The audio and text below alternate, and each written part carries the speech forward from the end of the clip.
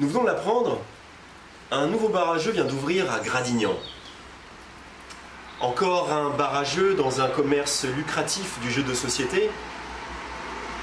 Alors, pourquoi avoir ouvert à Gradignan?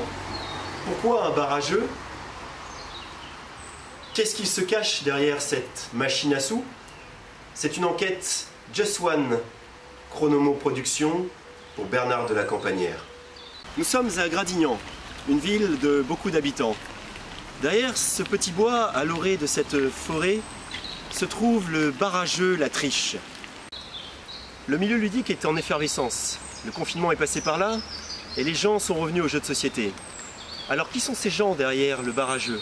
Profitent-ils d'une manne financière désignée par le confinement? Sont-ils des joueurs? Sont-ils appâtés par le gain? Nous allons les rencontrer. Le barrageux La Triche ouvre ses portes bientôt. Quel terrible secret se cache derrière ce bâtiment? Eh bien pour le savoir, il faut franchir cette porte.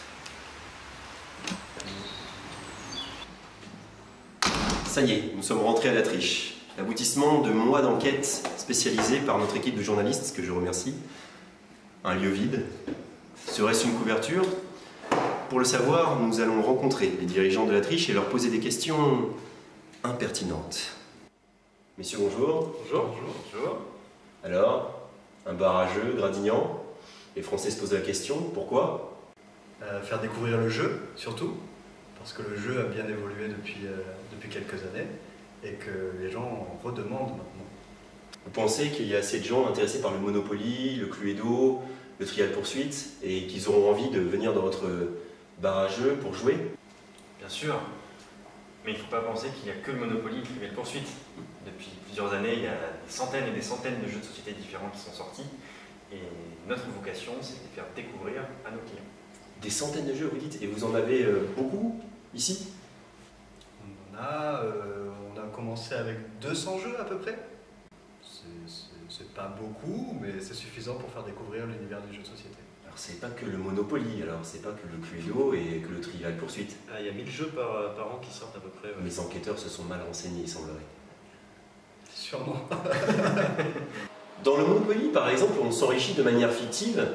Est-ce que dans la vraie vie, avec le jeu de société, vous comptez vous enrichir? Moi, ils m'ont payé ce mois-ci.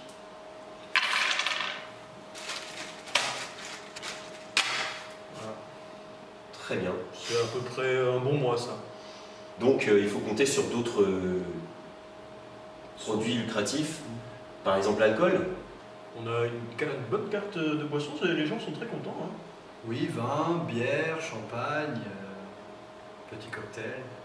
D'accord, vous comptez les saouler pour profiter de leur naïveté et les faire jouer à des jeux, c'est ça? Oui.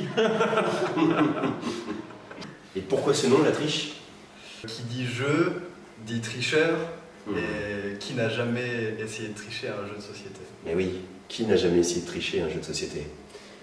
Très bien, messieurs, est-ce que vous avez quelque chose à rajouter? À la 1. À la 2. À La Triche. Merci.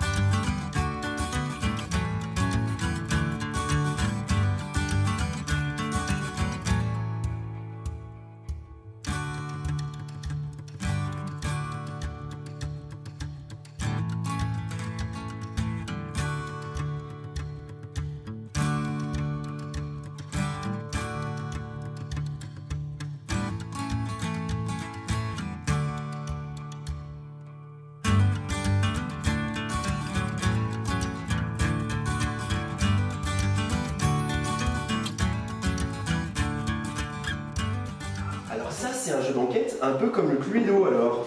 Exactement, c'est un jeu d'enquête dans lequel tu dois retrouver la créature mystique et ça fait appel à la même mécanique que le Cluedo, c'est-à-dire la déduction. Le jeu de société a donc bien évolué ces derniers temps.